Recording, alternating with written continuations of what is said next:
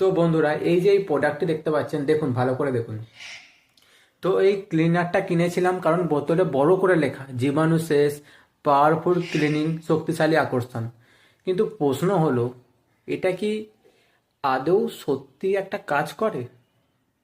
সত্যি এতটা কাজ করে? আমি নিয়ম করে কয়েকদিন ব্যবহার করেছি।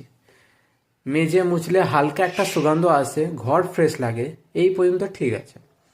কিন্তু শক্ত ময়লা বা দাগ যে চলে গেছে এমন কোনো পরিবর্তন আমি পাইনি।